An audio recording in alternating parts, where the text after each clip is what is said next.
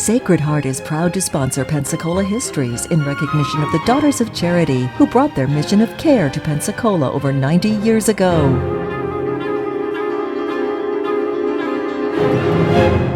Hello and welcome to our continuing story of Pensacola, Florida, the first place city in North America. And this time we're talking about how Pensacola got some of its odd street names. Well, some of them not so odd, but anyway, how historically particular names were applied to our streets. In our first episode, we talked about those many streets downtown which related to events in Spain during the Napoleonic Wars, and how those historic Spanish names of places and people in Spain reflected on our own history here. Today we're going to talk about a variety of street names which are kind of a hodgepodge. They're not in any particular order, but it's interesting to get some historical background on where they came from. Downtown, for example, we have a very short street which runs near the old Christ Church, which is named Adams. And this, of course, was named for John Quincy Adams. John Quincy Adams was the Secretary of State who negotiated the treaty which made Florida a part of the United States. Of course, he was the son of one of the founding fathers, and John Quincy also was our president between 1824 and 1828. Right close to that is Church Street. And it doesn't take a scientist to figure out why that's there. It goes right alongside of Old Christ Church, and it was given that name when the church itself was built.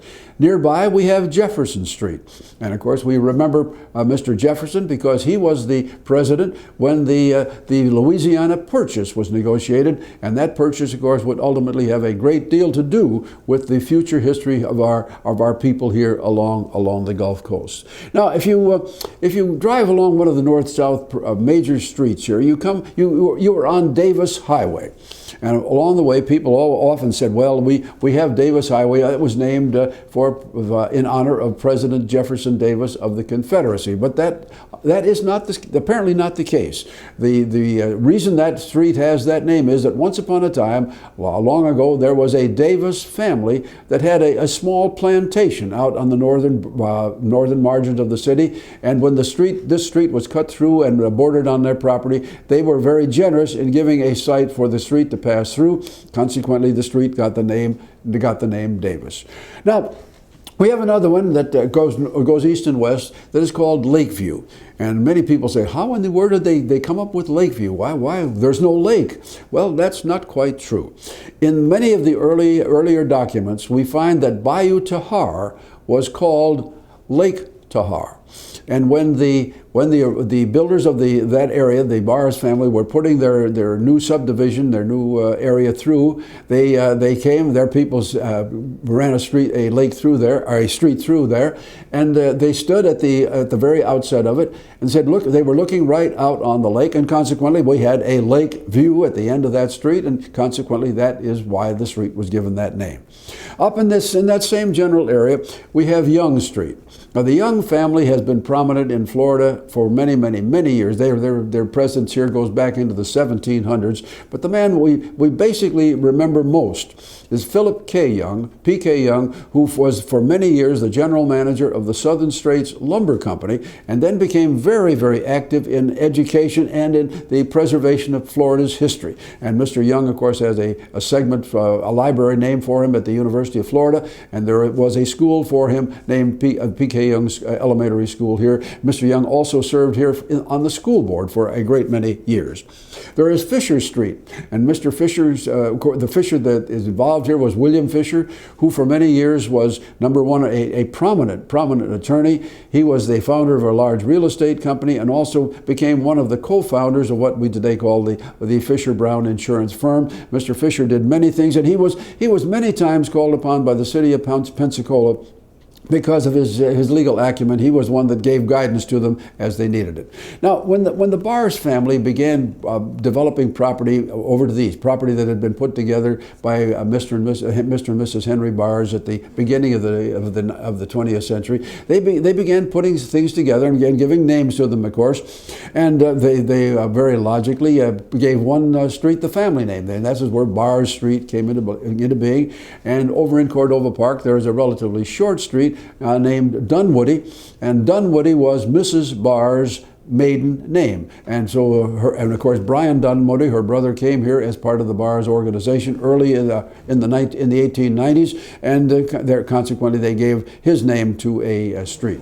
Now, as they were doing their homework over in that area, the bar's family did some local history studying themselves, and they came upon the name Woodbine. Now, Woodbine, of course, is again a street in the Cordova Park area, and it was named for Captain George Woodbine, who was a member of a British party that tried to lead a British invasion of the southern United States in 1814. He was here in Pensacola, did a number of things which we won't have time to discuss here today, but nonetheless, he was there, and Woodbine stood out, and we remember him not only for what he did by having a street here, but also we recognize Woodbine over in Santa Rosa County. There's a road and a spring and all that goes with it. Another street that's a relatively short one is Clubs Street, and it was named for Mr. A.V. Clubs. A.V. Clubs was a contractor here, very successful general contractor, but he also, over time, was a very long-term member of the school board and did many things to benefit the school system all the way through the 1890s. Now, as one drives east to west, he also comes across, north to south, he drives down a street that has been given many different names. It starts out in East Pensacola Heights as Perry Avenue, and then it moves well down, becomes Bayou Boulevard, and then Brent Lane and so forth. But at the beginning, the name Perry is applied there, and this, of course, was taken from the fact that we had as our governor in the late 1880s a man named Perry, and it was his wife, incidentally, who pioneered the work to build the Confederate monument. Perry not only was a governor, he was a Civil War general, a very prominent attorney before he stood for politics, and was a one-term governor. And of course, it was his family that purchased a large home, which was not yet complete, on the corner of Palafox and Wright Street. And they, of course, even today, it is called the Perry House. So he has many different antecedents that we may look up here. Well, going beyond that, we have, of course, a street going across that is named for the Moreno family. And the Morenos, well, they are one of truly the pioneer Spanish families of our area. Their first members coming here in the 1790s. They were involved in so many different activities, and the Moreno family has been involved in banking and in finance, in agriculture, and of course, as we mentioned in another episode, Francisco Moreno could probably be considered as having been our first banker, since he had this big chest of gold supposedly underneath his bed from which he made loans to local businessmen. The Gonzalez name, of course, is almost the same time as the Morenos. The first Gonzalez Manuel developed what we would today call a ranch, well north of the city of Pensacola, and they were extremely successful as agricultural people, and they were the first that we had here doing large-scale cattle raising. Manuel Gonzalez became a close friend of Andrew Jackson and was intimately a part of the story of Jackson's coming here for the exchange of flags in 1821. Beyond that, we have the name Menendez. Now, I'm not quite sure why the Barres family chose Menendez in there, but the name comes from, it's a rather involved name, but they had to take one segment of it, and this was taken from Don Juan Pedro Menendez de Aviles, who, of course, was the man who destroyed the original French settlement at Jacksonville, and then he is given credit for the work which led to the founding of the city of St. Augustine. So Menendez comes from that particular part there. Now, over in that same area is Barcia. Now, Barcia, this takes a little bit more explanation. Barcia was a historian, and he worked back in the early part of the 18th century, and he drew together a tremendous amount of material from all sorts of diaries and facts and reports, and he wrote a volume which basically was a history of Spanish Florida from Columbus up until the early part of the 1700s. This volume was collected, re-edited, and published by the University of Florida about 1940. A wonderful book that is so helpful for anyone interested in this sort of thing. And someone along the way, as they were naming the streets, and I assume it was a member of the Barres family, said, we need to recognize what Barcia did. And while this is a relatively short street, it is there. And as a result of that, we have that as part of our history. Well, going going still beyond that a little bit farther, we want to recognize the fact that there are certain other people who deserved recognition, and they got it. One over on the far side of the county, we have Innerarity Street. Now, the Innerarities were a very, very unique family. The Innerarities came here. They were the two brothers who arrived here early in the 1800s. They were nephews of William Penn, the original one of the original founders of the great Indian trading post. They were related, of course, by marriage to the Forbes brothers. And the Innerarities came here, helped in maintaining the business here, and they, of course, when the Forbes people died, the Innerarities took charge, and they were basically in charge of the trading post to the days that it closed. While unfortunately, in the course of their lives, their home, which had been one of the major buildings of the trading post, burned, and their son, the Innerarities' son-in-law, a man by the name of Isaac Hulse, who was a captain in the Navy, had it rebuilt, and he in turn carried on their tradition and family for a number of years. I don't believe they've ever named a street for Mr. Hulse, but they may do that someday. Now, we don't want to overlook the Pace Boulevard. The Pace Boulevard was originally a part of that set of streets where the city council put them in place as a new subdivision was being placed, new area of the area, not subdivision, but extension of the city, and they ran out of imagination. And so they began with A, B, C, D, all the way to Z. And along the way, in the 1950s, the Pace family was doing a number of great things for the community, particularly in commerce and also with the St. Regis Paper Company. And so the city council decided they were going to change the name of that street, change O Street, and they made it Pace Boulevard.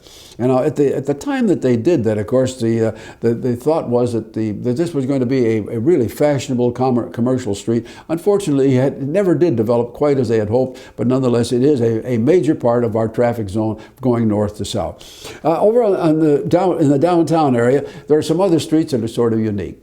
But there's a short street on the eastern edge of our historic district named Florida Blanca Street, and that always draws some questions. Who or what was a Florida Blanca? Well, as it turned out, it was a he. Florida Blanca was Count Florida Blanca, who was a negotiator for Spain at the end of the Napoleonic Wars, and it was he who literally put together what was a pretty good deal for Spanish Florida, and consequently the people here who were already naming many of their streets with the names taken from the Napoleonic period, they named a street for Florida Blanca, and that is where it is, where we have it today. Now, going beyond that, we have Barrack Street. It's a very short street down in the port area. One of our docks juts right up against it, and of course, that street's name was taken from the fact that right in that area where the original Spanish military barracks was built, and of course its origins began back in the year 1752. It was enlarged a little bit later by the British, and it was maintained as a barracks all the way into the period that we're talking about. We have Comandancia Street, it's a parallel street there, almost the same place, very short street, and Comandancia was named there because at one time the military commandant of the city had his home, his headquarters at the head of that street. Now, basically, that gives you a fair idea of where our street names came from. We have to ask ourselves, we have a number of people who have been prominent in American or local history for whom we do not have any street names. For example, we have the street name for Chipley is a very short one over in East Pensacola Heights, but we have no Lincoln Street, nothing for Washington, for Polk, for the Saunders and Warren people who ran the big fish companies, for Superintendent Cook, who was the head of our school system for 28 years, for the people like Wells and others in the fishing industry. We somehow have overlooked them. So someday when we are renaming streets or beginning new subdivisions, I hope that the people who have charge of that thing will take another look at history and remember some of the men who helped make Pensacola such a great place that it is today.